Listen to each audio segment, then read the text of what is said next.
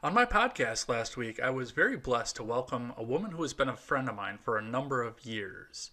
We talked about the, at the time, very new New York abortion laws, which would have protected abortion up until the moment of birth. And Emily was able to offer a very different perspective to this because during her pregnancy she was put into a situation in which it would have been very easy for her to consider a very late term abortion, something that is now protected under New York law.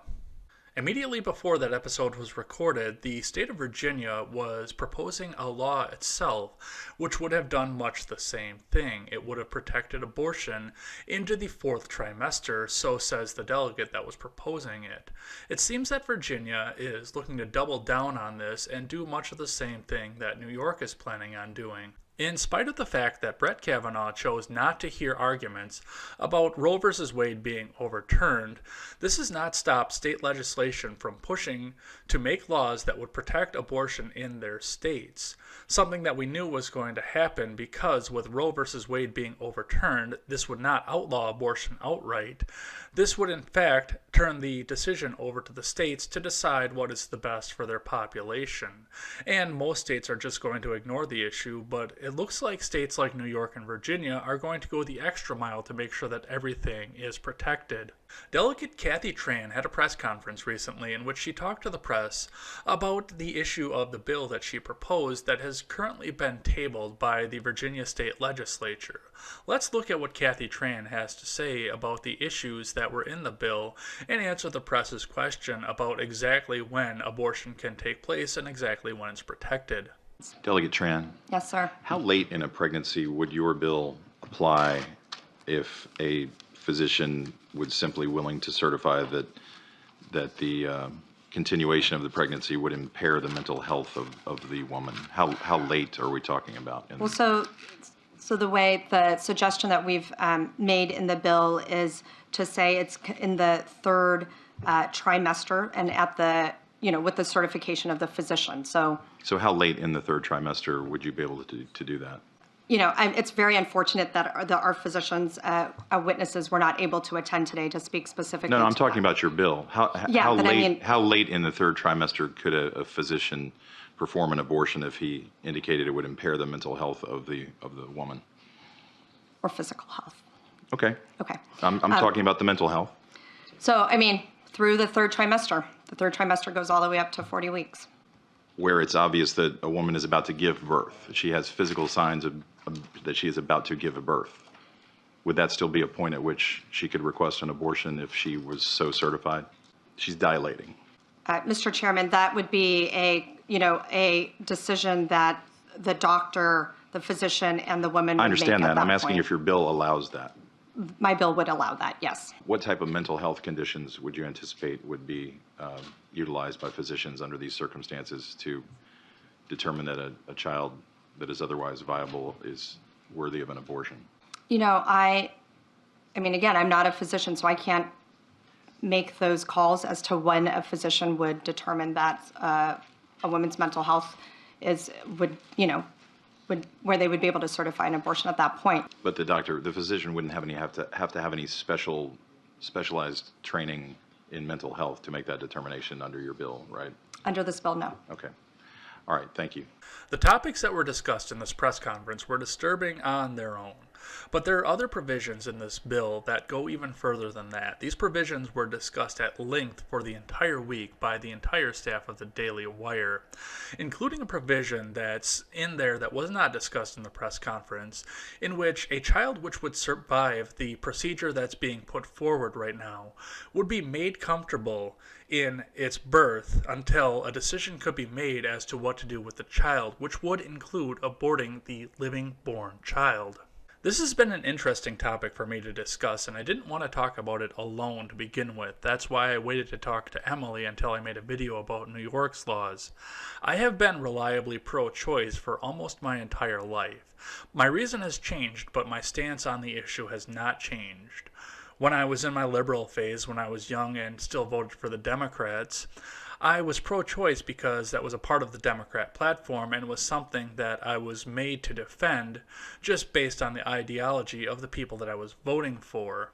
When I got older and I started entering the job market for the first time, which was very dried up when I entered it, my views on why I was pro-choice changed, but I did remain reliably pro-choice. My justification for which was I was actually mad at politicians who were floating pro-life legislation at a time where our economy was hemorrhaging jobs and there didn't seem to be any end in sight. My belief was the fact that the focus should have stayed on the jobs issue and making sure people were going back to work, people were getting off the government dole, and people were being able to support themselves without the government holding their hands. At this point in my life, as my views on federal power have changed, I look at a top-down abortion law as being a massive federal overreach. Abortion is not mentioned in the Articles of the Constitution or the other 9 amendments of the Bill of Rights. Therefore, it's something that should be relegated to the states, and the states should decide what's the best for their constituency, rather than a group of lobbyists in Washington, D.C. But when I look at laws like the law that came out of New York and the law that's tabled in Virginia right now, this is something that could easily move me firmly into the pro-life camp. My views remain the same right now, that the states are the ones that should be making all of these decisions. But as I look at some of these laws that are coming out right now, I realize the fact that I made this decision on the good faith assumption that this was going to remain an issue of early term, and very late term abortion was something that was going too far for even the most extreme left-wing politicians. But apparently when I'm looking at stuff like what's coming out of New York and what was tabled in Virginia, I can see that I was clearly wrong. Almost as if it was a response to the abortion bill and the outspoken support that Governor Ralph Northam has put behind the now tabled bill, a yearbook photo surfaced of the governor from 1984, and in this yearbook photo there was a Halloween picture portraying a man in blackface and somebody else in a Klan hood. Nobody is quite sure which person Governor Northam is in this photo, but both being a member of the Klan, or at least acting like one, or putting blackface on, are sins that are deemed unforgivable by the Democrat Party of today.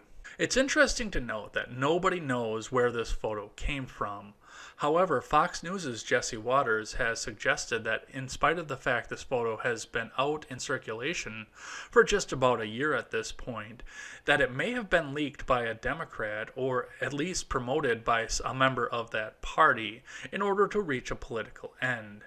And that political end seems to be the forced resignation of Governor Northam. This tweet by former Attorney General Eric Holder seems to reflect the ideas of many prominent Democrats out there.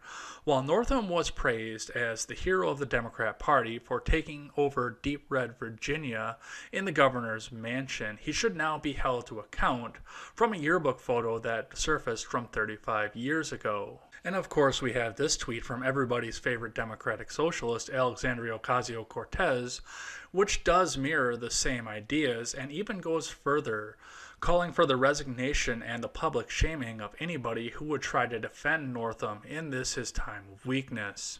Abortion, especially in the earliest terms, is a hill that Democrats have chosen to preach from since the early 60s and even before. And while early term has been the only thing that's really been discussed in our general population, Democrat politicians have been accused of advocating for very, very late-term abortions, even up until the point of birth, for years. Far-right voices like Sean Hannity or Rush Limbaugh have been accusing all of the politicians they oppose of this very same activity for as long as I can remember.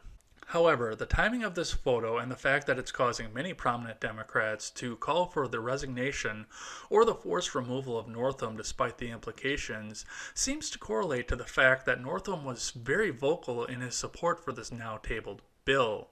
And no matter what the cost, this is becoming unpopular across the country, and this is showing a bad face to the Democrat Party in Middle America. If Northam were to resign on his own accord, or if he were to be incapacitated in office in some way, the Lieutenant Governor of Virginia would obviously take over. But if there were a forced removal by the state's legislature, that would cause Deep Purple Virginia to go into a special election to replace Northam Northam and his entire administration. I have to believe under the circumstances that in a very purple state that Democrats could very easily stand to lose if a special election were to come up. If it wasn't for the abortion bill, this entire blackface thing would have been completely ignored by the media and the politicians that surround it. Nobody would have heard about it except for a little blurb on the Rush Limbaugh show, and it would have gone otherwise unnoticed except for the listeners of the far-right media.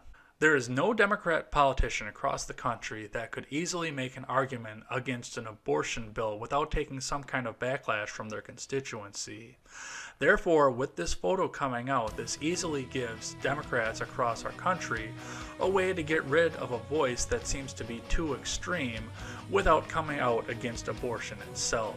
What do you think about the abortion bills in both New York and Virginia? And what do you think about the fact that this blackface photo has surfaced and is being weaponized against Governor Northam? I always welcome thoughtful and positive discussion in the comments section below, and especially over on Twitter. That is at EdsBlog Twitter with a 1 in place of the I. Thanks as always for listening to this show and supporting this channel. And remember, never take the words of bloggers, podcasters, or journalists as gospel. Find all the facts and draw your own conclusion. Take care.